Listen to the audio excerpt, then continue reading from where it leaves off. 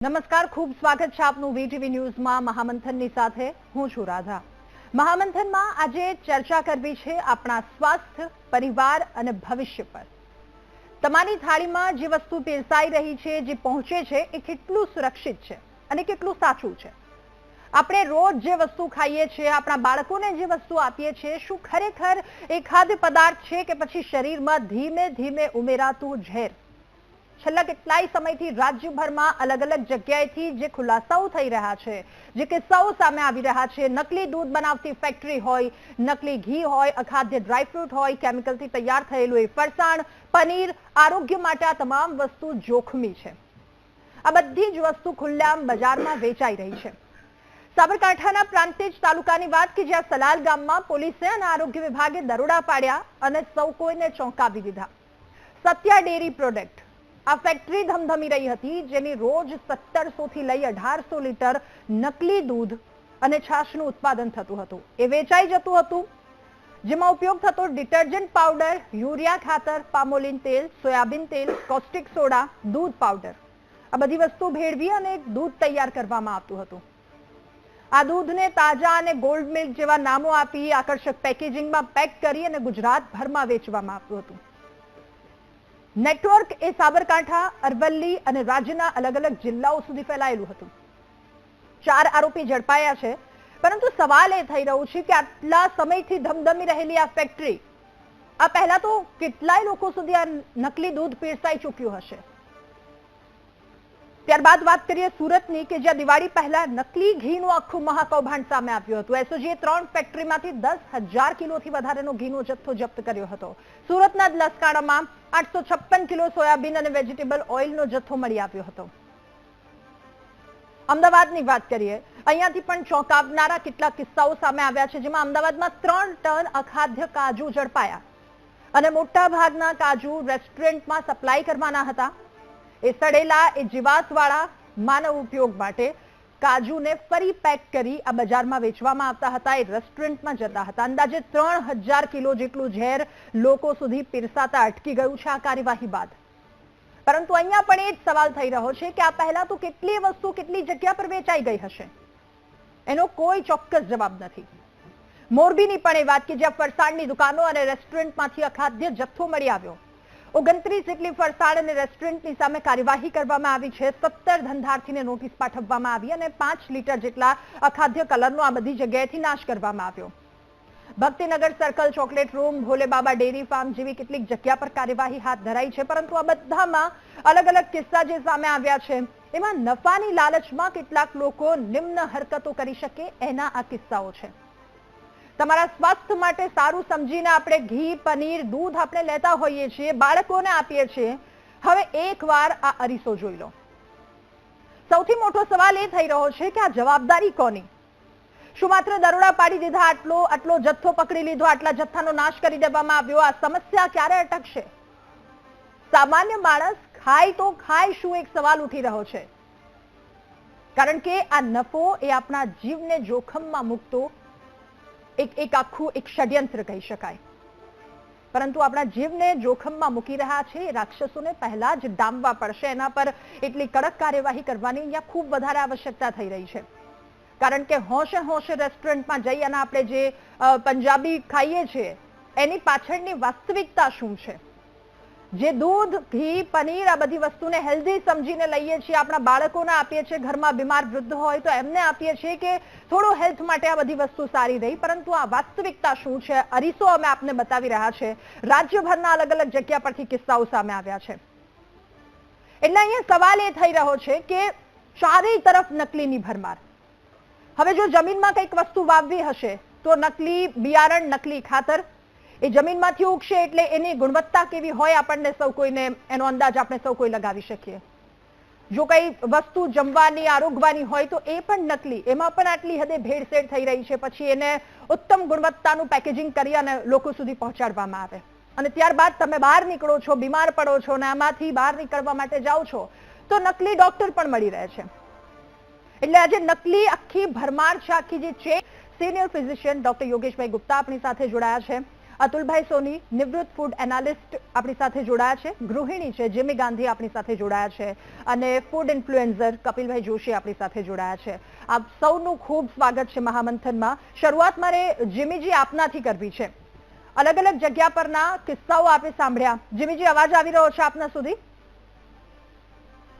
અલગ અલગ જગ્યા પરના કિસ્સા સાંભળ્યા જ્યાં દૂધ નકલી મળી રહ્યું છે, પનીર નકલી મળી રહ્યું છે, ભેળસેળ થઈ રહી છે, ઘીની પણ એ જ દશા છે બધી જ જગ્યા પર. કાજુની વાત કરીએ તો કાજુનો પણ આ જથ્થો આટલો 3000 કિલોનો નાશ કરવો પડ્યો. એટલે ચારેય તરફ નકલીની ભરમાર જોઈને સૌથી પહેલા શું ચિંતા ઉદ્ભવે ગૃહિણી તરીકે? સર મેમ, મને એ ચિંતા ઉદ્ભવે સૌથી પહેલા તો કે અમારા કોમન પીપલના હેલ્થનું શું. આ બધું હું સોલંકી સાહેબને રિક્વેસ્ટ કરીશ. હેલો. જી જી, આપનો અવાજ આવી રહ્યો છે. હેલો. હા મેમ, એટલે હું એવું કહેવા માંગુ છું, સોલંકી સાહેબને રિક્વેસ્ટ કરીશ, જે ગુજરાતના ફૂડ મંત્રી છે, તો એમને હું રિક્વેસ્ટ કરું છું કે અમારા કોમન પીપલનું શું, આ બધું તમે રોકો તો ઘણું સારું. આ કેટલા વખતથી આ બધું ચાલી રહ્યું છે, એમાં અમારા નાના નાના બાળકોને કેટલું નુકસાન થાય છે. બાળકોને પછી જે ઘરડા વ્યક્તિઓ છે કે જે બધા હેલ્થને લઈને ઘણા બધા રોગો પણ અત્યારે થાય છે, કે આમાં આ બધું ભેળસેળવાળું, ખાતરવાળું કે વધારે પેસ્ટિસાઇડવાળા ફૂડ્સ બધા, પછી ડુપ્લિકેટ પનીર, ઘી ડુપ્લિકેટ, કે જેની અંદર બહુ ઘણા બધા કેમિકલ ને બધું અંદર આવતું હોય. આ બધી વસ્તુ અમે બધા ફૂડ ઇન્ટેકમાં લઈએ છીએ, અને આનાથી અમારા હેલ્થને પણ કેટલું બધું નુકસાન થાય છે. અમારા બાળકો બીમાર પડે છે, ડાયજેશનના કેટલા બધા ઇશ્યુઝ આવે છે. બિલકુલ, એટલે ચિંતા ખૂબ વધારે થઈ રહી છે, કારણ કે ગૃહિણી તરીકે આપણા પરિવારને આ બધી વસ્તુ પહોંચાડવાની હોય છે, અને આપણા જ બાળકો, આપણા જ લોકોને ક્યાંક આ ધીમું ઝેર આપતા હોય એ પ્રકારની સ્થિતિ છે. ડોક્ટર યોગેશ સર, આપની પાસેથી હવે જાણવું, સમજવું છે, જો નકલી દૂધથી શરૂઆત કરીએ તો 1700 થી લઈને 1800 લીટર નકલી દૂધ રોજનું જાય છે સર. હવે એમાં યુઝ થાય છે યુરિયા ખાતર, ડિટર્જન્ટ અને બધી જ વસ્તુનો ઉપયોગ કરીને દૂધ બનાવાય છે, અને અમે સામાન્ય વ્યક્તિ તરીકે એમ કે ચલો દૂધ આપીએ છીએ, હેલ્થ માટે સારું છે, પરંતુ આ નકલીની ભરમાર સ્વાસ્થ્ય પર કેટલી અને કેવી રીતે અસર કરે છે? રાધાબેન, પહેલા તો એક વસ્તુ ઇમ્પોર્ટન્ટ છે કે આજના પ્રોગ્રામને ખાલી આપણે ભેળસેળ અને રેસ્ટોરન્ટ સુધી જો સીમિત રાખીએ તો પછી આ એક બહુ નાનું કાર્યક્રમ થઈ જાય. પણ તમે જે શરૂઆત કરીને તમે જે કીધું ને, એ હવે એટલું રોજિંદાનું થઈ ગયું છે કે મને એમ થાય કે ભેળસેળ, પહેલા એવું કહેતા કે ભેળસેળ એટલે ચોરી, પણ હવે ભેળસેળ એક બહુ મોટો ધંધો, ધીકતો ધંધો છે. એટલે મોરલી કરપ્ટ પ્રજા થઈ ગયા છે આપણે. હવે તમે જે કીધું ને એ મહત્વનું વિચારવા જેવું છે કે રેસ્ટોરન્ટની અંદર તો તમને પનીર મળે કે જે ખાદ્ય સામગ્રી છે એ તમને કાં તો ખરાબ મળે કાં તો ભેળસેળ વાળી મળે, તો અઠવાડિયામાં 1 દિવસ કે 2 દિવસ મેક્સિમમ 1 પ્લેટ કે અડધી વાટકી ખાઈને આપણે પાછા ઘરે આવી જઈએ, અને એનાથી તમને હેલ્થમાં તકલીફ થાય તો શું થાય? ડાયરિયા થાય કે નોઝિયા થાય કે વોમિટિંગ થાય કે ફૂડ પોઈઝનિંગ થાય. પણ મારા તમારા ઘરની અંદર સૌથી કોમનલી યુઝ શું થાય? બેઝિક વસ્તુઓ જેમાં પૈસાનું કોઈ મહત્વ નથી. એક ગરીબ માણસ હોય કે અમીર માણસ હોય કે પછી રાજા હોય કે રંક હોય, એ વાપરે શું? તો દૂધ વાપરે, એ પનીર વાપરી લે, ક્યારેક ક્યારેક એ ગરમ મસાલા અને મરચું વાપરી લે, એ શાકભાજી વાપરી લે, એ ફ્રૂટ્સ વાપરી લે. હવે તમે વિચારો, તમે દૂધની જે વાત કરી કે યુરિયા, ડિટર્જન્ટ, કોસ્ટિક સોડા, એટલે આપણે બહુ ચમક્યા કે આપણને આવી ફેક્ટરીઓ મળી, પણ એ તો વર્ષોથી ઘણા બધા વિસલ બ્લોઅર્સ આના વિશે કહેતા જ આવ્યા છે, પણ આપણે આંખ આડે પાટા મૂકતા આવ્યા છીએ અને લોકોને બચાવતા આવ્યા છીએ. બાકી urea, detergent, caustic soda, palmolein oil બનાવીને જ આ દૂધનો ધીકતો ધંધો ઘણી ડેરીવાળા કરતા આવ્યા છે વર્ષોથી, અને આપણને પ્યોરિટીના નામે ઝેર આપે જ છે. બીજી વસ્તુ જે મસાલાઓ છે એની અંદર એ લોકો ઈંટના અને આપણા માટીના વસ્તુઓ મિક્સ કરી નાખે છે. વેજીટેબલ્સની અંદર એ લોકો હવે આજકાલ હાર્મોનલ અને કેમિકલ્સના ઇન્જેક્શન મારે છે. એવી રીતે તમે જુઓ તો ગોળની અંદર એ લોકો ડાઈ યુઝ કરે છે, એ મધની અંદર યલો ડાઈ યુઝ કરે છે. આપણા ઘરની અંદર જે આવે છે ચણા, ભૂંજવેલા જે ચણા કહીએ છીએ, એની અંદર ઇન્ડસ્ટ્રીયલ યલો યુઝ કરે છે, વિચ ઇઝ વેરી કોમન. તમે એ યલ્લોને તમારા હાથમાં મસલી લો તો તમારો આખો હાથ એકદમ પીળો થઈ જાય. આપણને થાય કે હળદરવાળા ચણા હશે, પણ ભાઈ આ તો પેપરમાં, ઇન્ડસ્ટ્રીમાં વપરાતો યલ્લો છે. હવે હેલ્થની વાત કરીએ ને તો હવે આ વસ્તુઓ ધીમું ઝેર રીતે કામ કરે.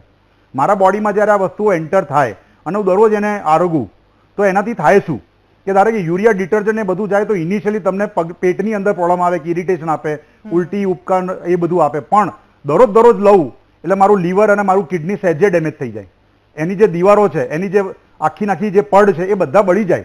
અને ધીરે ધીરે તમને લીવર અને કિડની ફેલિયરના ચાન્સીસ ઊભા થાય અને કેન્સર જે અત્યારે આપણે બહુ મોટું એ લઈએ છીએ કે Ahmedabad has become a cancer hub.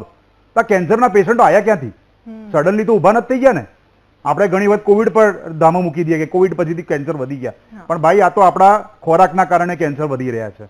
Detergent તમે લો તે કોસ્ટિક સોડા કે ડિટર્જન્ટ લો તો મારા પેટને એ બાળવાનું જ છે, પણ જો દરરોજ ડિટર્જન્ટ લઉં હું તો મારા ચેતાતંતુઓ ખતમ થઈ જાય, મારા બાળકોનું જે હાડકું છે એ પોરસ થઈ જાય, મારા વડીલોના હાડકા એકદમ પોરસ થઈને ફ્રેક્ચર થાય છે, વધી રહ્યા છે, દેખાઈ રહ્યું છે. પણ એટલું જ છે કે ડોક્ટરો એ જગ્યાએ એવું નથી લખતા ડ્યુ ટુ. જે દિવસે હું લખતો થઈ જાઉં કે ફ્રેક્ચર બીકોઝ ઓફ અડલ્ટ્રેટેડ ફૂડ, ત્યારે કદાચ આપણે સમજીશું કે આ કેટલું ભયાનક રૂપ લઈ ચૂક્યું છે. તો તમે જે કહો છો ને સ્વાસ્થ્ય પર ચેડા, એ એક દિવસ બે દિવસ ખાવાવાળા ચેડા નથી. આ મારા ડીએનએ ને અને મારા જીન્સને ચેન્જ કરવાના ચેડા છે. હજી જેમ જેમ આગળ વધશે ને એમ તમને કહીશ કે કેમ આ ડીએનએ, હું આ જે વર્ડ વાપરી રહ્યો છું ડીએનએ ચેન્જ. મારો ખોરાકની અંદર એવા વસ્તુઓ ભેળવવામાં આવી રહી છે જે મારા ડીએનએ અને મારા અનુવાંશિક સ્ટ્રક્ચરને ચેન્જ કરી રહી છે. યુરોપિયન કન્ટ્રીઝ જ્યાં અત્યારે આપણે બહુ જ મોટું ફૂડ ટ્રેડ એગ્રીમેન્ટ કરીને બેઠા છે, તમારા ખોરાકને અડશે પણ નહીં. તમારા ખોરાકને પાછો ત્યાંથી બેન કરીને પાછો ફેંકશે કે બોસ તમે તમારા ઇન્ડિયાના થર્ડ ગ્રેડ સિટીઝનને જ ખવડાવો, અમારા સિટીઝન નહીં ખાય, બીકોઝ દે આર જીનોટોક્સિક. જીનોટોક્સિક એટલે ડીએનએ અનુવાંશિક પર અસર કરે, કાર્સિનોજેનિક એટલે કે કેન્સર કરે. પણ આપણા ત્યાં તો આપણા તો શું થાય કે સિટીઝન્સને તો કોઈ ગણકારવાનું જ નથી ને. અને બીજું સિટીઝન્સનો બી વાંક છે. આ પ્રોગ્રામ જોશે, હા યાર મારા ઘરની અંદર દૂધમાં યુરિયા ડિટર્જન્ટ આવે છે, અરે યાર મારા પનીરમાં આ આવે છે, પણ જશે તો એ જ જગ્યાએ જ્યાં સસ્તું, ચમકતું અને સુવાળું મળતું હશે. એની વિચારે કે આ પનીર યાર સાલું 100 રૂપિયા કિલો 200 રૂપિયા કિલો આવતું 20 રૂપિયા કિલો કેવી રીતે મળી રહ્યું છે, એ નહીં વિચારે. એ ત્યાર તો એકદમ ખાઈ જશે કેમ કે મસ્ત ગરમ, સસ્તું, સુવાળું અને રંગીલું દેખાશે.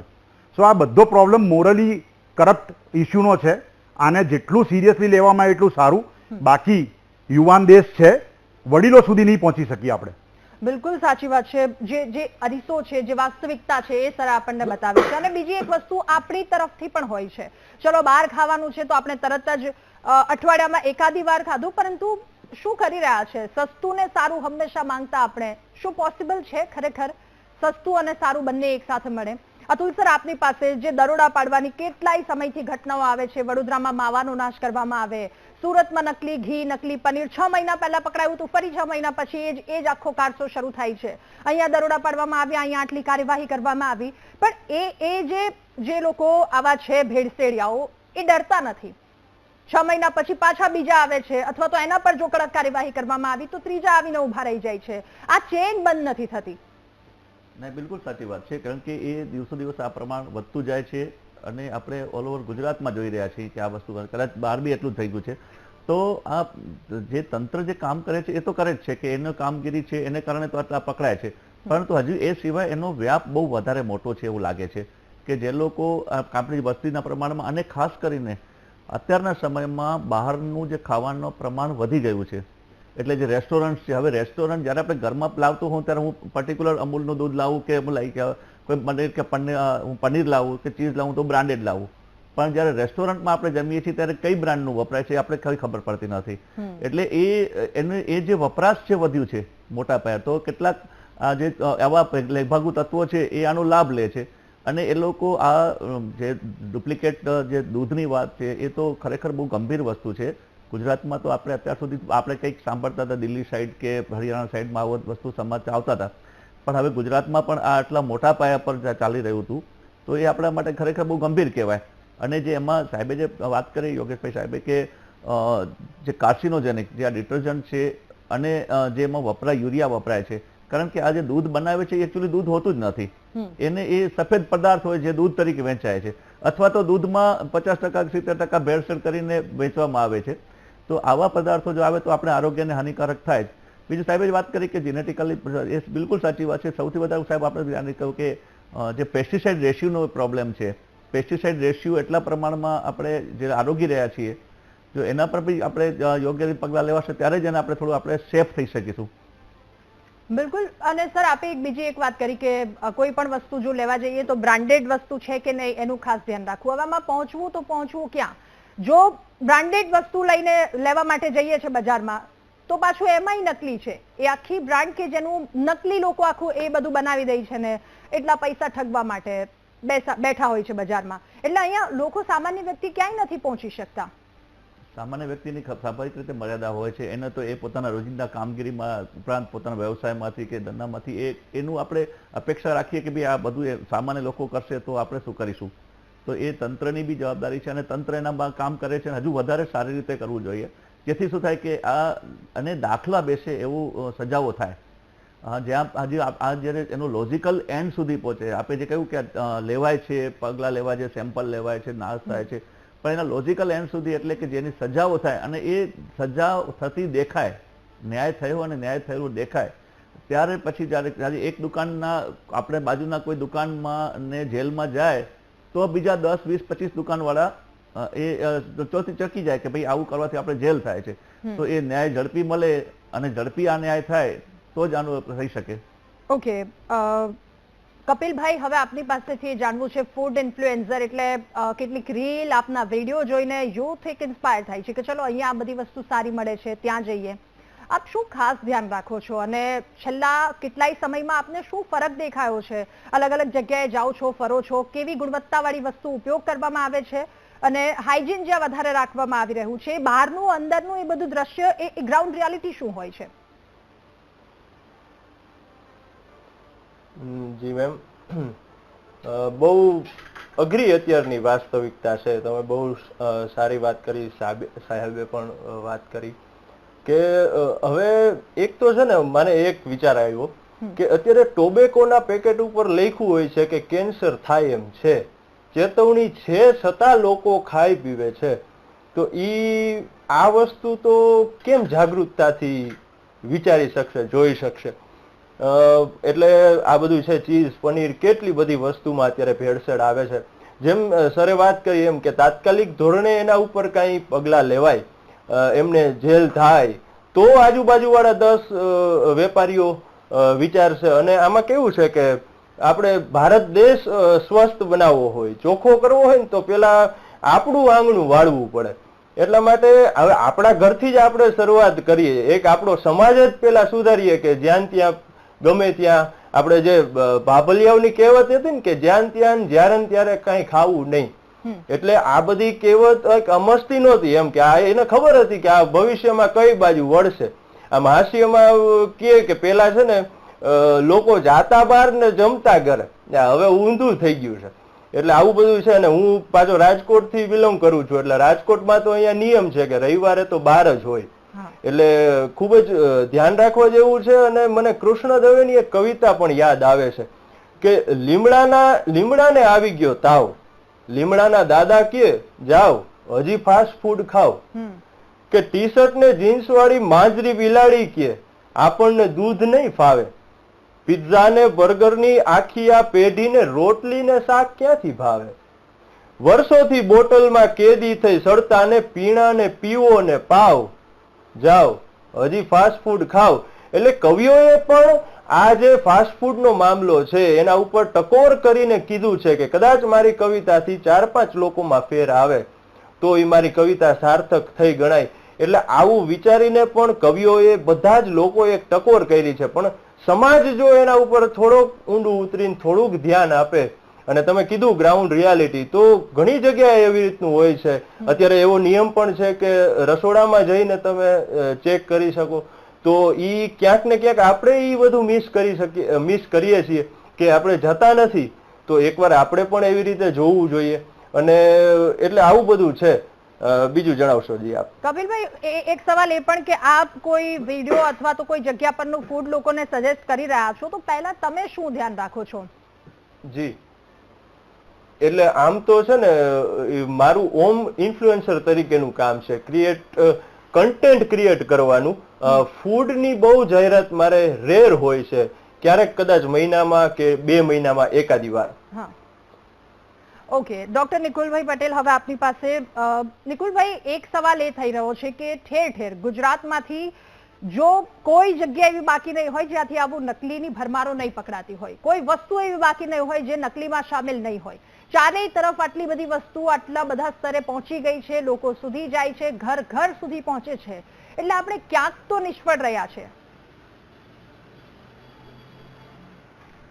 સાચી વાત છે. મારો ધર્મ મને એવું કહે છે કે મારે હંમેશા નિષ્ઠાથી અને એકદમ ઓનેસ્ટલી કામ કરવું જોઈએ અને દરેક લોકો જે મારા સંપર્કમાં હોય કે મારા થકી જે બી મારા કોઈ કર્મ હોય એનાથી કોઈને નુકસાન ના થવું જોઈએ અને આ જ ફિલોસોફી પર આપણે સૌ એકબીજા જોડે જોડાયેલા છે. પરંતુ આપણે જોઈએ છે કે જે રીતના અમુક લોકો ચોક્કસ હિત ધરાવતા વ્યક્તિઓ પોતાના અંગત ફાયદા માટે થઈ અને લોકોના જીવના જે જોખમમાં મૂકે છે એ ખૂબ ચિંતાનો વિષય છે ને એ કોઈ નવો નથી. સદંતર આપણે વારે ઘડીએ સમગ્ર ગુજરાતની અંદર આ બધી વસ્તુઓ ઉદ્ભવ થાય છે અને આપણે સૌ એના ચર્ચા કરીએ છીએ. પરંતુ સૌના ચર્ચાના અંતમાં એક જ મુદ્દો આવે છે કે આને કંટ્રોલ કોણ કરશે. તો કંટ્રોલ કરવા માટે ખાસ કરીને હું જણાવવા માંગીશ કે છેલ્લા 3 દાયકાથી ગુજરાતમાં ભારતીય જનતા પાર્ટીની સરકાર છે.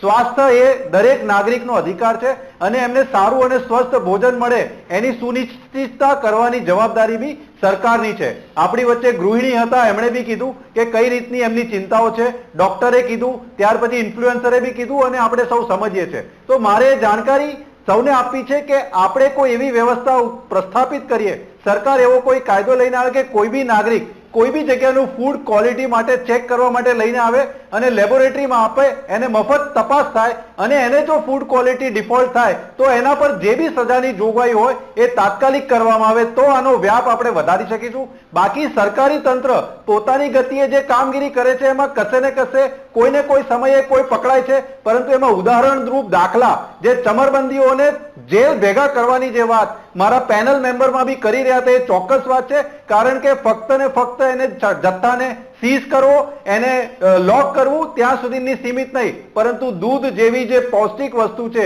એ જે બાળકો સુધી પહોંચે છે અને આવનારી જનરેશનમાં બાયોલોજીકલ ડિસઓર્ડર સુધીના ખતરા છે. ત્યારે આવા કેમિકલ આપતા લોકો તેમજ આવા જે બી કોઈ લોકો છે એના વિરુદ્ધ દેશદ્રોહનો કાયદો લાગુ થાય એવી બી જો જોગવાઈ સરકાર કરે તો મારા ખ્યાલથી આના પર કોઈ ને કોઈ મહદ અંશે અંકુશ આવી શકે છે. તો મારી એક સરકારને આજે એક નિવેદન ને સૂચન છે કે ભાઈ જાહેર જનતા માટે ફૂડ એન્ડ ડ્રગ્સ લેબોરેટરીની અંદર એક લેબોરેટરી ખોલવાના એક પરવાનગી આપવામાં આવે ને એના જે કંઈ બી ખર્ચ થાય એ સરકાર ભોગવે અને કોઈ પણ નાગરિક કોઈ પણ જગ્યાના ફૂડ ક્વોલિટી ટેસ્ટ માટે સેમ્પલ લઈને આપી શકે અને એના ફ્રી ઓફ કોસ્ટ થવું જોઈએ એવી મારી અનુરોધ છે સરકારને. ઓકે ઘનશ્યામભાઈ, આજ સવાલની સાથે આપની પાસે પણ વિશ્વ કક્ષાએ ખૂબ આગળ વધી રહ્યા છે દેશ તરીકે, પરંતુ અન્ય દેશની તુલનામાં જો આપણે આપણા ગુજરાતને જોઈએ, દેશ અને સાથે ગુજરાતને જોઈએ, શું પરિસ્થિતિ, કઈ જગ્યાએ આપણે જીવી રહ્યા છે, આપણે યુવાધનને શું આપી રહ્યા છે, આવતી પેઢીને શું આપી રહ્યા છે? ક્યાંક નિષ્ફળતા આમાં સામે નથી આપણને દેખાતી? કારણ કે જેટલી કડક કાર્યવાહી થવી જોઈએ નથી કોઈ ડર, કારણ કે 2-5 મહિનામાં ફરી એવા તત્વો ઉભા થશે. રાધા, જે તમામ મિત્રોની અહીંયા ચિંતા છે એ જ ચિંતા મને છે અને આ સમગ્ર ભારત દેશની જનતાને સ્પર્શતો પ્રશ્ન છે અને બહુ ગંભીર પ્રશ્ન છે. એટલા માટે સરકાર એની રીતે જે કામ કરવું જોઈએ એ કરી જ રહી છે અને ત્યારે જ આ કિસ્સાઓ લોકોની નજરમાં આવતા હોય છે. પણ આ એક એટલો વિશાળ પ્રશ્ન છે કારણ કે હજારો લાખો રેકડીઓ, દુકાનો, ખાદ્યની જે આખી ચાલતી હોય છે અને એટલા માટે સરકારના આપણા ગુજરાતમાં આના માટેની 6 લેબોરેટરીઓ છે ટેસ્ટિંગની. સરકારના તમામ કોર્પોરેશનો નમૂનાઓ લઈ અને એ લેબમાં મોકલતા હોય છે. સરકારના હવે તો જિલ્લે જિલ્લે સરકારે મોબાઈલ લેબ પણ આપી છે કે એ નમૂના લઈને તાત્કાલિક એનું પરિણામ આવે અને સરકારની ફરજ છે. સારું સ્વાસ્થ્ય આપવાનું લોકોને એ સરકારની ફરજ છે. અને આ ભેળસેળવાળો જે પદાર્થ કોઈ પણ ખાશે તો એમાં મને પણ આવશે અને મુખ્યમંત્રીને પણ આવશે કે જે અધિકારીઓ હશે એને પણ આવશે. એટલા માટે સરકારના અધિકારીઓ હોય, સરકાર હોય, એ તમામ આમાં સજાગ છે. છતાં કાયદાઓ તો તમામ પ્રકારના કરવામાં આવે છે. બળાત્કારના વિરુદ્ધનો કાયદો છે, કોઈનું ખૂન કરો એનો પણ કાયદો છે, એને સજા, અને છતાં આ બધું કમનસીબે બની રહ્યું છે. આ દેશમાં અમુક લોકોને જલ્દી પૈસાદાર થવું છે, વધારે પૈસાદાર થવું છે, એટલા માટે આ ગુનાહિત કૃત્યો કરતા હોય છે. જ્યારે પણ સરકારના ધ્યાનમાં આવે છે આના નમૂના લેવાય છે, પકડાય છે, ત્યારે જેવો એનો ગુનો એ પ્રમાણે સજા કરવામાં જ આવે છે. જો કોઈ ખોરાક ખાવાથી કોઈનું મૃત્યુ થાય તો એને આજીવન કેદ કે મૃત્યુદંડ સુધીની પણ સજા કરવામાં આવે છે. બીજું, એવો કોઈ ખોરાકમાં ભેળસેળ કરવામાં આવે કે જેનાથી કોઈનું મૃત્યુ ના થાય પણ એને એ ગંભીર બાબત છે કે એને ભેળસેળ કરી છે એટલે એને દંડ અને જેલની સજા પણ કરવામાં આવે છે. એટલે તમામ શહેરોમાં અખાદ્ય પદાર્થોનો સતત ચેકિંગ થાય છે. પણ સાથે સાથે મારે આ દેશની જનતાને, જેમ ડોક્ટર સાહેબે કીધું કે આપણે ગમે ત્યાં ખાવા જતા રહીએ, હું ઘણી વખત રોડ ઉપર પાણીપુરીની પેલી જોઉં છું લોકોના, અને ખાસ કરીને મારી મહિલાઓને પણ, જીમીબેન તમારી ચિંતા સાથે મારી એકદમ ચિંતા છે, કારણ કે મારા ઘરે પણ મારા દીકરા દીકરીઓ, દીકરા દીકરીઓના સંતાનો એ પણ આવા કોઈ ભોગ ના બને અને એના કારણે એને કોઈને બીમારી આવે કે આજીવન બીમારી આવે કે એનું મૃત્યુ ના થાય, એ બાબતમાં અમે ચિંતિત છીએ. પણ ખાસ કરીને મહિલાઓ જે લારીઓએ ઊભી હોય છે આ પાણીપુરીની, ત્યારે મને ઘણી વખત બહુ દુઃખ થાય કે પાણીપુરી વાળાને તો સરકાર એના નમૂના લે જ છે, પણ આપણે એવી જગ્યાએ ખાવા જતા રહી છીએ કે આ લોભ લાલચમાં આ લોકો વેપાર કરતા હોય છે. એટલે નાગરિકોને વિનંતી છે અને જે ભેળસેળ કરે છે એવા વેપારીઓને પણ હું તમારી ચેનલ દ્વારા ચીમકી આપું છું કે તમે આવા કોઈ કૃત્ય કરશો સમાજના વિરુદ્ધના તો એને ગંભીર તમારે ગુનામાં આવીને સજા ભોગવવી પડશે. અને સરકારના અધિકારીઓ પણ જો આમાં ક્યાંય બેદરકાર રહેશે તો એની સામે પણ ગંભીર કાયદાકીય સરકાર કાનૂની પ્રક્રિયા કરીને એમને ઘર ભેગા કરશે અને કાંઈ એમને જેલમાં મોકલશે. એટલે સમાજને અને આવા વેપારીઓને, અધિકારીઓને મારી ચેતવણી છે કે આ ગંભીર કૃત્ય છે, ગંભીર કૃત્ય કોઈ કરે નહીં.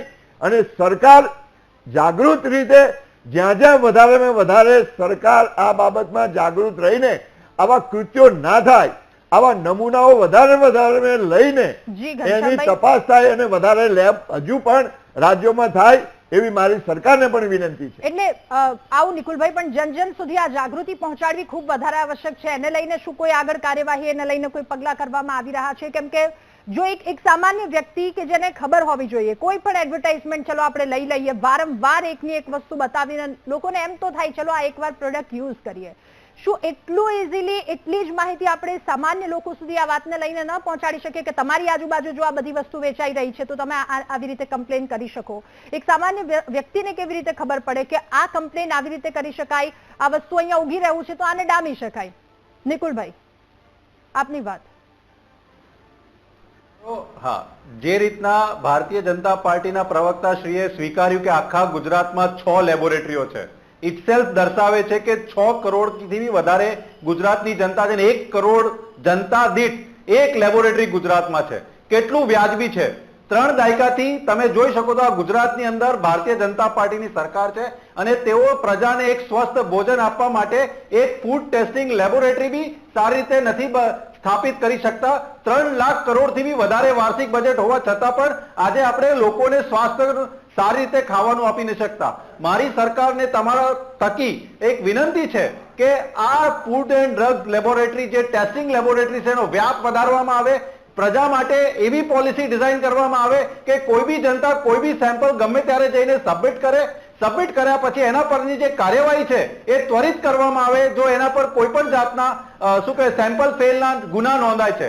કારણ કે સરકારી અધિકારીઓની સમજી લો કે મર્યાદા એટલે છે કારણ કે એમની જે સંખ્યા છે એ આપણા જનતા કરતા ખૂબ ઓછી છે. અને ગુજરાતમાં મહેકમ જે છે હંમેશા 1990 નો છે અને ત્યાર પછી સતત તમે જુઓ તો આ સરકાર ભરતી પ્રક્રિયામાં બી નિષ્ક્રિયતા દર્શાવે છે. કારણ કે હું એવું બિલીવ કરે છે કે અમે તો મિનિમમ ગવર્મેન્ટ ને મેક્સિમમ ગવર્નન્સમાં બિલીવ કરીએ છીએ, પરંતુ સરકારી કર્મચારીઓની જરૂર છે, આ જગ્યાએ જરૂર છે, આ રીતે જરૂર છે, તો લોકોની ભરતી બી કરે જેથી લોકોની સેવામાં સરકારી કર્મચારી વધુ સુધી પહોંચી શકે. મારી સરકારની નિષ્ફળતાઓ સ્વીકારવી જોઈએ.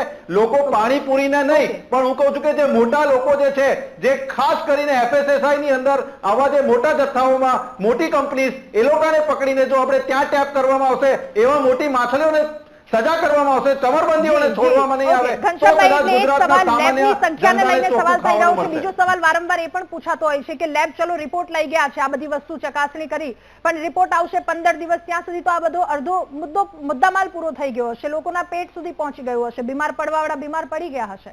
રાધા, હું નિકુલભાઈને લેબનો જ જવાબ આપવા માંગુ છું, કારણ કે આમ તો ડોક્ટર છે પણ ક્યાંક સાંભળવાનું ઓછું હોય મારું કહેધેલું. પહેલા તમામ નિકુલભાઈ, તમામ જિલ્લાઓમાં 33 જિલ્લાઓમાં મોબાઈલ લેબ ચાલુ કરવામાં આવી છે, ત્યાં જ નમૂના લે છે અને જલ્દી એના ટેસ્ટિંગ થાય. એટલે 6 નહીં 33 જિલ્લામાં મોબાઈલ લેબ પણ છે. પેલી લેબ તો પહેલાથી જ બહુ મોટી વિશાળ સંખ્યામાં કોર્પોરેશનો હવે વધ્યા, પહેલા જે કોર્પોરેશનના હતી એમાં કોર્પોરેશનમાં હતી, પણ તમામ જિલ્લાઓમાં છે. બીજું, અમુક રાધા, આ જ્યારે ખોરાક ભેળસેળવાળો કે કોઈ તમે લ્યો ત્યારે એની અમુક પ્રક્રિયા થતી હોય છે. ટેસ્ટિંગ એ એક સેમ ડે ના થતી હોય, એને 4, 5, 6 દિવસ રાખે પછી જ એના એ ટેસ્ટિંગમાં એને ખબર પડતી હોય છે કે કેટલી હદે કેટલો ખરાબ છે અથવા બગડેલો છે, ભેળસેળયુક્ત છે, એના સમય જતો હોય છે. પણ એમાં પણ આધુનિક લેબ દ્વારા જલ્દીમાં જલ્દી હવે એના પરિણામો આવે એ દિશામાં સરકાર કામ કરે છે, અને એટલે જ મોબાઈલ લેબ છે નિકુલભાઈ, બધા જ જિલ્લાઓમાં છે અને વધશે હજુ. પણ થોડીક આપે પણ વિરોધ પક્ષ તરીકે લોકોમાં જાગૃતિ લાવો કે લોકો આવા બધા ખોરાકો ખાય નહીં. ઓકે યોગેશ સર, ફરી એકવાર આપની પાસે. સર, આપણે ડીએનએ ચેન્જની વાત કરી, એ મુદ્દા પર પ્રકાશ પાડશો, અને સાથે એ પણ જાણવું છે કે પ્રેગ્નન્ટ લેડી જ્યારે આ બધી વસ્તુ આરોગે છે, બાળકનું બ્રેઇન ડેવલપમેન્ટ અને એનું જે આખું ડેવલપમેન્ટ થઈ રહ્યું છે એના પર કેટલી અસર પહોંચે? રાધાબેન, બહુ જ ઇમ્પોર્ટન્ટ સવાલ છે, પણ આખી ડિબેટ એઝ યુઝ્યુઅલ પોલિટિકલ વામાં ફેરવાઈ ગઈ. ફ્રેન્કલી સ્પીકિંગ, આપણા પોલિસી મેકર્સ, એ પછી કોંગ્રેસ હોય કે બીજેપી હોય, એમને ઘણું સારું કામ કરીને આપણને FSSAI એક્ટ, BNS નો લો અને ફૂડ લેબોરેટરીઝને આપણને ઘણી બધી મોબાઈલ વેન ને બધું આપ્યું જ છે. પણ એનો સવાલ જુદા છે. પણ તમારો સવાલ પહેલા લઈએ આપણે. પ્રોબ્લેમ ક્યાં છે તમને કહું. આપણા ઇન્ફ્લુએન્સર બ્રધરે એવું કીધું કે આ ફિલોસોફિકલ છે, ફાસ્ટ ફૂડની વાત છે, પણ હું ફરી દોહરાવું છું, આ ફાસ્ટ ફૂડની વાત નથી. આ મને દિનચર્યામાં આપતી દરેક ફૂડ વસ્તુની વાત છે. અને જ્યાં સુધી આ વસ્તુ નહીં સમજું ને, તો એમના જ લેંગ્વેજમાં હું તમને સમજાવું કે અત્યારે આપણે બ્લૂમર્સ ને જેનઝી ને મિલેનિયલની વાતો કરીએ છીએ ને, એવો જમાનો આવશે જ્યારે આપણે જેન કેન્સરની વાત કરીશું. કદાચ એ ભાષા વધારે સાહિત્ય સમજશે. ઇમ્પોર્ટન્ટ સવાલ એ છે કે માતાઓનું ને બધાનું શું થાય. હવે તમે વિચારો કે જ્યારે આપણા બેન કોઈ માતા બનવા જવાની હોય ત્યારે એના ઘરમાં જે સાસ હોય કે એનો પતિ હોય એને શું આપે? આમ ખુશે ખુશે એને દૂધ પીવડાવે, પનીર ખવડાવે, સૂકો મેવો આપે, બરોબર, એને સારો ખોરાક આપે, એને રાબ ને બધું જે બી આપી શકતા હોય એ આપે. એ કેમ આપે? કે એક તો પ્રેગ્નન્સી સારી રીતે જાય અને બાળક જે આવે એ સ્ટ્રોંગ આવે. હવે તમે વિચારો, આ દૂધ યુરિયા ડિટર્જન્ટ વાળું પીતી હોય અને આ જે ખોયા કાજુ ને બધું જે છે એમાં જીવાત ને બધું હોય એ ખાતી હોય, અને જે શાકભાજી છે એની અંદર ઓક્સિટોસિનના હાર્મોન નાખ્યા હોય, અને એને સાથે જો એ બાળક જન્મ આપે તો પહેલા તો પ્રેગ્નન્સી જ કોમ્પ્લિકેટેડ થાય. જે અત્યારે જોઈ રહ્યા છે કે કોમ્પ્લિકેટેડ પ્રેગ્નન્સી બહુ વધી ગઈ છે, બીપી વધી જાય છે, ડાયાબિટીસ વધી જાય છે. એ આનો જ કારણ છે. આપણે ભલે એને માનતા ના હોઈએ પણ આ જીનેટિક જ કારણ છે. પછી જ્યારે બાળક જન્મે ત્યારે એ બાળક કેવું આવે? ખોળખાપણ વાળું આવે. અને નસીબ જોગે સારું જન્મી બી ગયો હોય, માની લો જન્મી ગયો, કુદરત છે, રામ રાખે એને કોણ ચાખે, એ જન્મી ગયો, પછી એને શું મળે? તો આપણે એઝ અ માતા શું આપીએ એને? પાછું દૂધ, પનીર, માવો, સૂકો માવો, બરોબર. પછી થોડો મોટો થાય તો ફ્રૂટ સલાડ ને બધાની વાતો કરતા હોઈએ, વેજીટેબલ્સની વાતો કરતા હોઈએ, ફરી પાછું આ જ મળવાનું એને. પછી એ આપણે રમતો ગુજરાત કે રમતું ભારત કહીએ અને એને કહીએ કે તું ભાઈ જા 100 મીટર દોડ, તે ચાઇના ને યુરોપ ને અમેરિકા સામે નથી દોડી શકવાનો, કેમ કે એના હાડકા જ એવા ગળી ગયા છે, એને એટલી બધી બીમારીઓ લાગી ગઈ છે. તમને હું ડેટા આપું, સૌથી વધારે ટાઈપ 1 ડાયાબિટીસ વધ્યું છે. આપણે એને ગણીએ છીએ અનુવાંશિક. તો એ અનુવાંશિકમાં ચેન્જ આવ્યા ક્યાંથી? કુદરતે તો નથી કર્યા ને, એ આ ખોરાકના કારણે ને આ એડિટિવ્સના કારણે જ થયા છે. એને જીનોટોક્સિક કહેવાય છે. ઓબેસિટીનું પ્રમાણ તમે જોઈ લો બાળકોની અંદર, બરોબર. પછી આપણે આ બાળક ધારો કે નસીબ સારા હોય અને યુવાન બની જાય, પછી આપણે કહીએ કે આ યુવાન દેશ છે, પણ એનું મગજ તો આપણે મોરલી કરપ્ટ કરી નાખ્યું છે.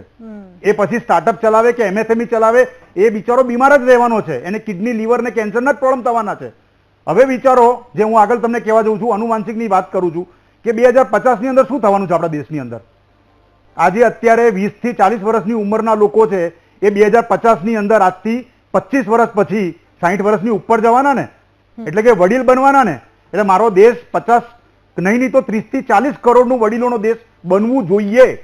તમને લાગે છે આ જે રેસ ચાલી રહી છે, આ જે ચાલી રહ્યું છે એમાં 2050માં આપણને વડીલો જોવા પણ મળશે? સ્વસ્થ વડીલો જોવા મળશે. અને તમે વચ્ચે એવું કીધેલું હેલ્થકેર માટે, અને વાત બહુ જ સાચી છે. જે રીતે હેલ્થકેર જઈ રહ્યું છે એની અંદર તો દવામાં બી ઝેર જ મળી રહ્યું છે. સો તમે જે કહી રહ્યા છો ને, માતાની વાત નથી. આ મારી આખી પીઢીને ડિસ્ટ્રોય કરવાની વાત છે. ટેરરિસ્ટ હોય ને, આતંકવાદી હોય ને, એ તો ગોળી બંદૂક લઈને 10, 20, 100 મારીને જતો રહે અને પકડીને આપણે ફાંસીએ ચડાવી દઈએ. આ લોકો તો ધીમું ઝેર આપી રહ્યા છે આપણને, પીઢી દર નાશ કરી રહ્યા છે. એટલે આ ડિબેટને જો ખાલી ને ખાલી ફસાઈ એક્ટ, આ લોકો મોબાઈલ વેન બનાવે છે કે નથી બનાવતા, લેબ બનાવે કે નથી બનાવતા. બાપુ તમે યુ આર ઇન ઓપોઝિશન. હું તમને એક આઈડિયા આપું. તમે એ લોકો મોબાઈલ વેન અને મોબાઈલ લેબથી જેટલા બી લોકોને ચકાસ્યા હોય અને પકડ્યા હોય એવો એક ડેટા માંગી લો ને, કેટલા લોકોને સજા થઈ છે છેલ્લા 3 વર્ષ ને 30 વર્ષની અંદર. કેટલા લોકો 6 મહિનાથી લઈને વર્ષથી લઈને 5 વર્ષથી લઈને સજા યાદ થઈને એ લોકો જેલમાં પડ્યા છે, એ શોધી આપો. એટલી લિસ્ટ તમે બહાર પાડી દો ને તો તમને ખબર પડી જશે કે આપણું લો કેટલું ધીરું ચાલી રહ્યું છે. સો મુદ્દો એ નથી કે લો છે કે નહીં, મુદ્દો એ નથી કે લેબોરેટરી છે કે નહીં, મુદ્દો એ છે કે આ લોકોની હિંમત અને સહ આપે છે કોણ?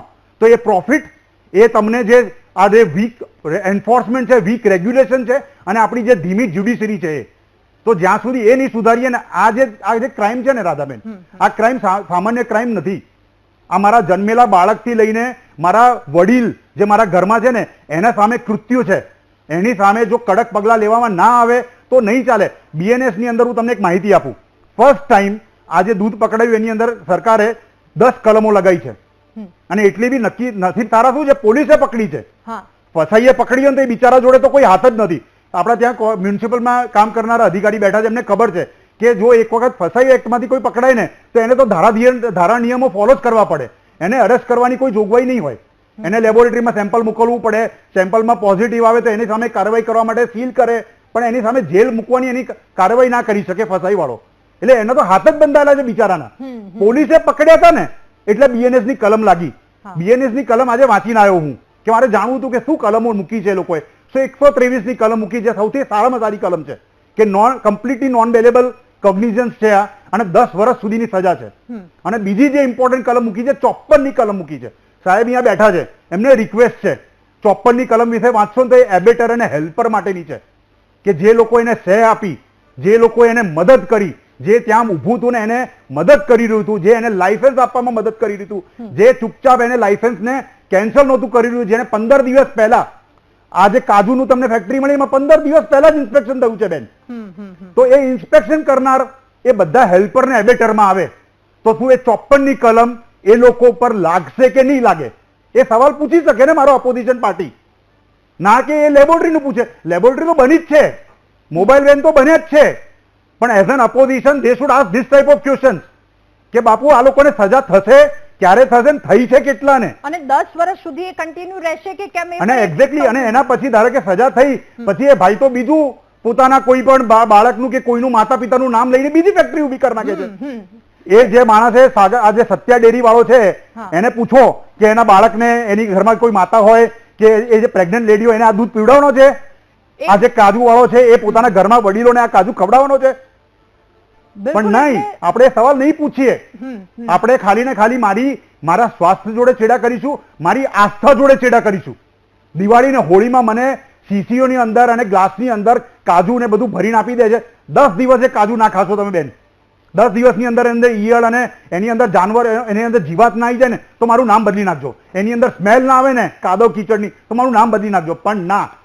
અને છેલ્લે વસ્તુ, કડક કાયદા કરવાની જરૂર છે. ફસાઈની અંદર તમારે કડક થવું જ પડશે. ફસાઈને તમારે હાથ આપવું જ પડશે. એને તમારે જોગવાઈ કડક આપવી જ પડશે બિચારાઓને. એ કશું ના કરી શકે બિચારાઓ, એમનો વાંક જ નથી સાહેબ. આપણે એમને સ્કેપગોટ બનાવીએ છીએ. તમે BNS ને કડક કરવું જ પડશે અને ફાસ્ટ ટ્રેકમાં મૂકવું જ પડશે. તમારે ફસાઈએ એપ લાવવી જ પડશે. મારે કોઈને કમ્પ્લેન કરી ક્યાં જવાનું બેન? મારે કોર્પોરેશનના ધક્કા ખાવાના? આ જમાનો મોબાઈલનો છે, મને એપ કેમ ના આપવામાં આવે કે મારા ઘરની અંદર દૂધ આવું ભેળસેળ વાળું મને મળે છે, પ્રૂફ છે, હું પ્રૂફ સાથે મૂકું છું, તમે એના ઉપર એક્શન કેમ ના લો?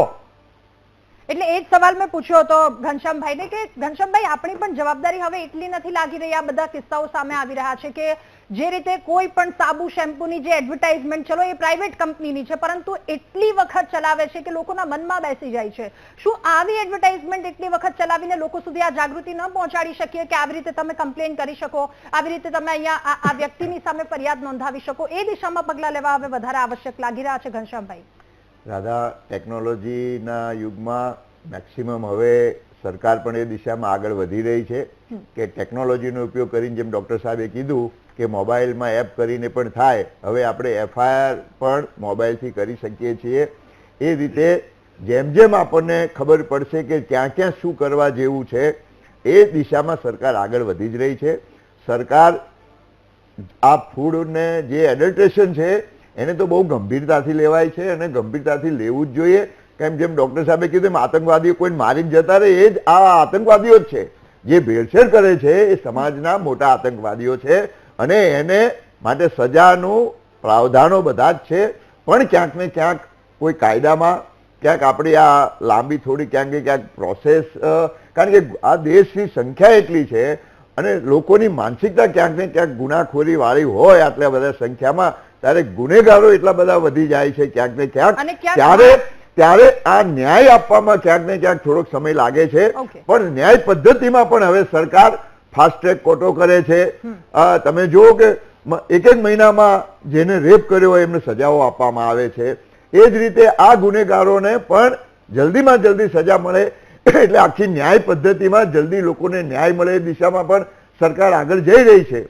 એટલે આ જે પણ ગુનેગારો હોય એને જેમ જેમ ટેકનોલોજી આપણા પાસે વધશે એમ ટેકનોલોજીનો ઉપયોગ કરીને પણ એમને વહેલામાં વહેલી સજા થાય. અને આ દેશના વડાપ્રધાન પ્રાકૃતિક ખેતી માટે પણ રાત દિવસ લોકોને જાગૃત કરે છે.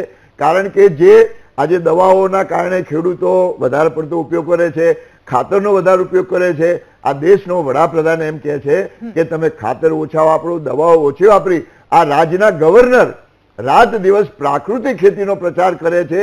એટલે તમે કીધું એમ આનો પણ જેમ લોકો જાહેરાતોનો વધારે ઉપયોગ કરે છે એના વેચાણ માટે, એમ સરકાર ક્યાં કઈ ગુનાખોરીને ડામવી એના માટે પણ જાહેરાત કરતી. દાખલા તરીકે જે કરપ્શન લોકો કરે છે એના માટે ઓનલાઈન નંબરો આપવામાં આવે છે કે તમને ક્યાંય પણ કરપ્શન તમારી પાસે માગે તો તમે અમને આ નંબર ઉપર કરો. એમ હવે જ્યાં જ્યાં ખબર પડશે કે જે ખરાબ સ્થિતિ છે ત્યાં સરકાર એની પણ જાહેરાત કરશે. બિલકુલ, એટલે અહીંયા જાહેરાત થવી અને આ બધું કાર્યવાહી થવી ખૂબ. બીજી એક મહત્વની વાત કે માથે હાથ છે, છૂટી જશું, કાલે સવારે કંઈક નવું કરી લેશું, આ જે ક્યાંક એક શાંતિથી બેઠા છે અથવા તો આ બધી વસ્તુ એક હૈયે ધારણા છે ને એ હટી જશે, એ ડર આવશે ને ત્યારે આ બધું ઓછું થશે. સર, તમે કંઈક કહી રહ્યા હતા યોગેશ સર? ના, હું ખાલી એટલું જ એડ કરવા જતો હતો કે ન્યૂઝ જે પ્રકારના આવ્યા ને, ગઈકાલના 2 ન્યૂઝ તમને કહું થોડુંક, એનાથી કદાચ ખબર પડશે કેટલા સિરિયસ છે આપણે આ વસ્તુ માટે. ગઈકાલે 2 ન્યૂઝ આવ્યા. એક આ દૂધનું, અને ફ્રેન્કલી સ્પીકિંગ એ અડલ્ટ્રેશન ઓફ મિલ્ક નથી હો, એ દૂધની અંદર ભેળસેળ નથી, એ ખરેખર યુરિયામાં ભેળસેળ કરી દીધું ભાઈએ. 300 લીટર દૂધની અંદરનું એને 1800 લીટર દૂધ બનાવ્યું. એટલે દૂધનું ભેળસેળ ના કહેવાય, યુરિયાનું ભેળસેળ કહેવાય. એટલે એ તો ઠીક છે, પણ કાલે દૂધનું એક ભેળસેળનો ન્યૂઝ આવ્યા કે આપણે દૂધનું ભેળસેળ રોકવા માટે ખરેખર સિરિયસ થવું જોઈએ. અને બીજા ન્યૂઝ એ આવ્યા કે દારૂબંધી હટાવી લેવી જોઈએ દેશમાંથી અને ગુજરાતમાંથી. આનાથી ખાલી પુરવાર થાય છે કેટલા સિરિયસ છે આપણે આ દરેક વસ્તુને લઈને અને આપણા સમાજને આગળ લઈ જવા માટે લઈને. વર્ષોથી આપણે આ દારૂબંધીને રોકીને બેઠા છીએ, પણ આપણે ક્યાંક ને ક્યાંક એવા અવાજો ઉઠવા લાગ્યા છે કે દારૂબંધી હટાવી લેવી જોઈએ. એના નાટકો ચાલી રહ્યા છે. સો હવે દૂધ અને દારૂ મારા બાળકને મારા યુવાનને બહુ ઇઝીલી મળવાનું છે, જેમાં ઝેર જ મળવાનું છે. બિલકુલ સાચી વાત છે. એટલે આ મુદ્દા પર આગળ ચર્ચા કરીશું, પરંતુ એ પહેલા વાત કરવી છે કે જે પ્રકારની અત્યારે પરિસ્થિતિ છે, એટલું કહી શકીએ કે આસન બદલે રાશન બદલે કે દિલ્હીનું શાસન બદલે, પણ જ્યાં સુધી વિચાર કે વાસણ નહીં બદલે ત્યાં સુધી વાસી ખાવું પડશે. આ પરિસ્થિતિમાં રહેવું પડશે, બદલાવવું છે, બદલાવવું પડશે. અને એમાં સૌ કોઈએ સાથે મળી અને આ જે દૂષણ ચારેય તરફ છે, આપણી ચારેય તરફ, આપણા બાળકોને, આપણા ઘરમાં તમામ જેટલા વડીલો છે, જેટલા લોકો છે એને પીરસી રહ્યા છીએ, તો એક જાગૃત નાગરિક તરીકે આપણો પણ એક ડગલું આગળ વધવાની જરૂર છે. આ તરફ બધી તરફથી પગલાં લેવાની જરૂર છે કે આને ડામી શકીએ, કારણ કે આગળની પેઢીને એક સારું ભવિષ્ય આપી શકીએ. મહામંથનમાં હાલ એક બ્રેક માટે રોકાઈશું. બ્રેક બાદ આ ચર્ચા યથાવત રાખીશું. ભેળસેળની સામે કાર્યવાહી ક્યારે, આ મુદ્દા પર સ્ટ્રાઇક ક્યારે, આ મુદ્દા પર ચર્ચા કરી રહ્યા છીએ. અને આપણે અત્યારે આજકાલ 10 મિનિટમાં કોઈ પણ વસ્તુ ફૂડ તમારા ઘરે આવી જશે. અને 10 મિનિટમાં આવી જાય છે એટલે આપણે રાજી થઈ જઈએ કે આટલું જલ્દી આપણા સુધી આવી જાય છે, ચલો એને હોશે આરોગ્ય છે, પરંતુ એ પાછળની કડવી વાસ્તવિકતા એ પણ અમે આપને બતાવીએ. એક વિડીયો સામે આવ્યો છે, વિડીયોના માધ્યમથી આપ જાણી શકશો, આપ અંદાજો લગાવી શકશો કે આપણે શું ખાઈ રહ્યા છે અને આપણા સ્વાસ્થ્યને ક્યાં સુધી પહોંચાડશે. જોઈએ. लोगों का ना भ्रम तोड़ता हूँ कि लोग 10 मिनट में जब खाना ऑर्डर कर रहे हैं ना तो उनको लगता है कि खाना प्रॉपर उनके लिए तैयार होके आ रहा है. तो कि वो भाई बिल्कुल गलत समझते हैं. जैसे मान लो आपने कुछ भी स्टीम राइस ऑर्डर करा, दाल मखनी ऑर्डर करा, अब मैं आपको बताता हूँ स्टोर कहाँ पे होते हैं और उनकी MRP क्या होती है. देखो ये है स्टीम राइस, ठीक है. जैसे कि मैंने एक पैकेट उठाया, अब ये देखो पूरा बर्फ से एकदम लदा है. ये देखो इसकी MRP चेक करो, ठीक है. अब जैसे आपको एक और दिखाऊं, ये देखो कढ़ी, ये कढ़ी है, ठीक है. उसके बाद ये पराठे हैं आपके, तिकोना पराठा कहते हैं इसको. ऐसे ही बहुत सारे हैं. जैसे ये बिरयानी है, ये देखो, ये आपको लगता है ना प्रॉपर बन के आता आपके लिए, लोग बैठे हुए हैं, नहीं, इसको बस माइक्रो मारो और दे दो. ऐसे ही बहुत कुछ है. मीठे में आपको मैं कुछ दिखाता हूँ. मीठे में जैसे कि रसमलाई, ये देखो, ये रसमलाई है. तो भाई फ्रोजन फूड कुछ ऐसी, अगर आप 10 मिनट में कुछ एक्सपेक्ट कर सकते हो तो यही कर सकते हो कि 10 मिनट में ना आपको बस यही मिल सकता है, फ्रोजन आइटम. એટલે આ પરિસ્થિતિ છે, આ વાસ્તવિકતા છે. ઘરમાં જે બનાવીને આપે છે આપણને એમાં સમય લાગે છે અથવા તો એટલું ટેસ્ટી નથી લાગતું જેટલી આ બધી વસ્તુ લાગે છે. ક્યાં સુધી પહોંચશું આપણે જાતે જ સમજવું પડશે. નહીં સમજીએ તો પછી આપણું ભવિષ્ય શું છે આપણે એનો અંદાજો લગાવવો પડશે. અતુલભાઈ, આપની પાસેથી હવે એ જાણવું છે, સર જે અરીસો બતાવી રહ્યા છે, આપના કાર્યકાળ દરમિયાનનો સૌથી ખરાબ કિસ્સો જે આપની સમક્ષ આવ્યો હોય એ દર્શક મિત્રોને પણ જણાવો કે જેના કારણે એ કિસ્સો સામે આવે કે એનાથી થોડીક જાગૃતતા ફેલાય. ઘણા બધા કિસ્સા એવા હોય છે કે જ્યારે આપણે એક્સપેક્ટ ના કર્યું હોય એ જગ્યાએથી એડલ્ટ્રેશન જોવા મળે. કેટલીક વખત એવું થયું કે મરચાના સેમ્પલ્સની જગ્યા પર જ્યારે લેવામાં આવ્યું તો એમાં એવા પ્રકારનું કલર જોવા મળ્યું કે જેને એક્સપેક્ટ જ ના કર્યું હોય. ઇવન લેબોરેટરી પણ એને એક્સપેક્ટ ના કરતી હોય કે આ કલર આમાં યુઝ થાય છે, પણ કદાચ આપણે કહેવાય છે કે જે ચોર હોય એના પોલીસથી 2 ડગલા આગળ રહેતો હોય, એવી રીતે એ લોકો બી ટેકનોલોજીનો ઉપયોગ કરી અને ભેળસેળ કરતા હોય છે. એટલે આ ચેલેન્જીસ છે. આવા ચેલેન્જીસ અમે લાઈફમાં ઘણી વખત આ રીતે આવેલા છે અને એને પકડ્યા બી છે. અને એ પણ સતત આ કન્ટિન્યુઅસ છે. જેમ અપડેટ થવું તેમ ટેકનોલોજીનું અપડેટ થાય છે. લેબોરેટરીઓ પણ અપડેટ થઈ રહી છે. અત્યારે બધી જ લેબોરેટરીઓને ફૂડ સેફ્ટી કાયદા હેઠળ જે ઓથોરિટી છે FSSAI એ અપડેટ કરી રહી છે. અપગ્રેડેશન થઈ રહ્યું છે લેબોરેટરીઓનું. લેબોરેટરી નવી બની બી રહી છે. અને એ બધું મોટું પ્રોસેસ છે, પણ એ બહુ જરૂરી છે. કારણ કે એ જ્યારે થશે ત્યારે જ આપણે એના પરથી આગળની કાર્યવાહી થઈ શકશે. એટલે આવા કિસ્સાઓ છે. હજુ તો આપણે ઘણા બધા જે એવા એડલ્ટ્રેશન છે કે જેને આપણે બહુ યોગ્ય રીતે પકડવા જરૂરી પડશે. કારણ કે લોકો હવે ટેકનોલોજીનો ઉપયોગ, જેમ આપણે બતાવ્યું વિડીયોમાં કે આ ફ્રોઝન ફ્રૂટ્સ છે. ફ્રોઝન ફ્રૂટ એક ફ્રોઝન છે એ પ્રિઝર્વેશનનો એક ટાઈપ છે, એ પરમિટેડ છે. પણ ફ્રોઝન થયા પછી એ ફૂડ ખરેખર ખાવા લાયક છે કે નહીં એનું પણ આપણે ટેસ્ટ કરવું પડે, એને પણ તપાસ કરવું પડે. કારણ કે ફ્રોઝન નો એક બીજું કન્સેપ્ટમાં એવું મિસઅન્ડરસ્ટેન્ડિંગ હોય છે કે ભાઈ આપણે ફ્રોઝન ઘરમાં વટાણા બી રાખી દઈએ છીએ કે આપણે કેરીનો રસ ફ્રોઝન કરીને ફ્રીજમાં રાખતા હોય છે. પણ એનો નિયમ એ છે કે એક વખત બહાર કાઢ્યા પછી ફરીથી તમે અંદર નથી મૂકી શકતા. તો જો આ પ્રક્રિયાઓ અવારનવાર થતી હોય તો એમાં માઇક્રો ઓર્ગેનિઝમ ડેવલપ થાય અને માઇક્રો ઓર્ગેનિઝમને કારણે શક્ય છે કે એ પદાર્થ ખાવા લાયક ના બને અથવા ખાવાથી કોઈ નુકસાન થઈ શકે. એટલે આ આપણે જ્યારે આપણી બહુ મોટી પોપ્યુલેશન છે અને એ આપણી સામે ચેલેન્જીસ છે આ બધી, અને આપણે બધા સાથે મળીને જ્યારે આમાં બધા ફિલ્ડમાં, એટલે કે જે જનજાગૃતિની વાત આપણે કરી એ એટલી જરૂરી છે. જે કાયદાઓ છે કાયદાનો અને જે બનાવે છે કાયદાઓ એ વધારે સારા સ્ટ્રિક્ટલી બને. કાયદાઓ તો છે જ, પણ એનું અમલીકરણ થાય અને યોગ્ય પ્રમાણમાં જલ્દીથી ન્યાય મળે. તો આ બધા જ ફેક્ટર્સ જ્યારે એકસાથે કામ કરશે તો આપણે એ આમાં કોઈ મોટી વસ્તુ નથી. કારણ કે જેમ આપણી પાસે જનસંખ્યા વધારે છે તેમ આપણી પાસે યુવાન અને ટેકનોલોજી વાળા સંખ્યા પણ વધારે છે. પણ એક વખત જ્યારે આપણે એવી દ્રઢ ઈચ્છા શક્તિથી આપણે કામ કરીએ તો આ થઈ શકે એવું છે. દ્રઢ ઈચ્છા શક્તિ, પ્રામાણિકતા દરેક તરફથી, દરેક પક્ષ તરફથી એટલી હોવી જોઈએ, એટલી આવશ્યકતા છે. જીમીબેન, હવે ફરી એકવાર આપની પાસે, ચલો આમાં ક્યાંક હાથ બંધાયેલા છે, નકલી વસ્તુ આપણા સુધી પહોંચે છે, એ પેકેજિંગ એવી રીતે કરવામાં આવ્યું છે કે એટલા પૈસા લે છે એટલે આપણે કદાચ ક્યાંક કોઈક વસ્તુ નથી જાણી શકતા, અજાણી એ બધી વસ્તુ આપણા ઘરમાં આવી જાય છે. પણ હવે પ્રયત્ન એ કરવો પડશે કે જેટલી વસ્તુ આપણા હાથમાં છે બહાર ઓછું કરી શકીએ, તો આ જેટલું આપણા હાથમાં છે એટલું કરી શકીએ.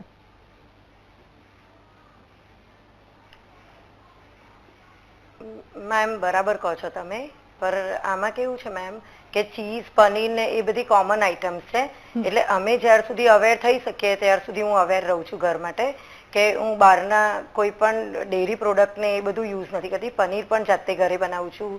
ચીઝમાં પણ કેવું હતું કે મેમ થોડાક ટાઈમ પહેલા મેં અમૂલની ચીઝ લાવેલી ઘરે, તો એ ચીઝની અંદર, એ પ્રોડક્ટની અંદર પણ કેવું હતું, એકદમ ફંગસ હતી. મેં એ થ્રો આઉટ કરવા માટે એ પહેલા કમ્પ્લેન કરી એને, તો એને એ વસ્તુ લઈને મને અવેજીમાં બીજી આઈટમ આપી. તો હવે કેવું કે દુકાનદાર પણ એવું કરે છે ને કે એ વસ્તુ વેચે. હવે એ વસ્તુ સ્માર્ટ બજાર, પછી ડીમાર્ટ, એ બધી જગ્યાએ પણ એ વસ્તુ હોય છે. કેવું હોય છે કે એક્સપાયરી કડક પગલા, અને આપણી તરફથી પણ મેં જે રીતે કહ્યું કે આપણી તરફથી પણ એટલી આવશ્યકતા હોવી જોઈએ, થોડીક જાગૃતિ આપણી સાઈડથી પણ લાવીએ. કપિલભાઈ, અંતિમ સવાલ આપને પણ એ પૂછવો છે કે ઘણા બધા લોકો જોવે છે, ફોલો કરે છે, શું એક ખાસ અપીલ આપ લોકોને કરશો? જી 100% મેમ, તમે બહુ સાચી વાત કરી. એટલે જેમ ડોક્ટર સાહેબે કીધું કે ખાલી ફાસ્ટ ફૂડ પ્રશ્ન નથી, જે ઘરે દૂધ આવે છે એ પ્રશ્ન છે. એટલે મેં જો કે કીધું જ કે આપણે આપણું ઘર સ્વસ્થ કરવું હોય તો આપણા ઘરથી જ શરૂઆત કરવી હોય ને, આખો ભારત સ્વસ્થ કરવો હોય તો. એટલે તમે 100% વાત કરી. તો અત્યારના જે ઇન્ફ્લુએન્સર છે કે તેમની પાસે તે વિડીયોઝ બનાવી અને આ બાબતે છે લોકો સુધી વાત પહોંચાડી શકે. ઘરમાં દૂધ બધાને સવારે આવવાનું જ છે, પણ એમાં ભેળસેળ છે નથી, ઈ જાણવા માટે શું કરવું કે ઈ આપણે ઘરે જ ખબર પડે. કારણ કે આપણે જાણતા અજાણતા કેટલી બધી એવી વસ્તુઓ છે દિવસ દરમિયાન આપણે તે ખાઈએ છીએ, તે પીએ છીએ, પણ જે આવી રીતે જાણકાર ડોક્ટર છે અથવા તો જે અધિકારી શ્રી છે, તો એમની સાથે ઇન્ફ્લુએન્સરની જવાબદારી પણ એ આવે છે કે એમની સાથે બેસી એમને પ્રશ્ન પૂછી એમની પાસેથી જવાબ મેળવી એવા વિડીયોઝ છે એ લોકો સુધી પહોંચાડવા જોઈએ, જેના લીધે લોકો સુધી આ વાત પહોંચે અને તેને વધારે જાણકાર બને લોકો. ઓકે, આભાર આપ સૌનો, ખૂબ આભાર મહામંથનમાં અમારી સાથે જોડાવા બદલ, આ મુદ્દા પર ચર્ચા કરવા બદલ. એટલે ભાગતી દોડતી દુનિયામાં આપણે જીવી રહ્યા છીએ અને હજુ આગળ ઘણો લાંબો સમય કાઢવાનો છે. આંગળીના ટેરવે આ ચાલતી દુનિયાને આટલા ઓછા સમયમાં કામ વધારે, તો એમાં તમારા સ્વાસ્થ્યનું ધ્યાન રાખવા માટે કોઈ નથી બેઠું. આ વસ્તુ આપણે સમજી લેવી પડશે. આ સાથે મહામંથનમાં હાલ બસ આટલું જ. વધુ સમાચાર અપડેટ્સ માટે આપ જુઓ VTV ન્યૂઝ. નમસ્કાર.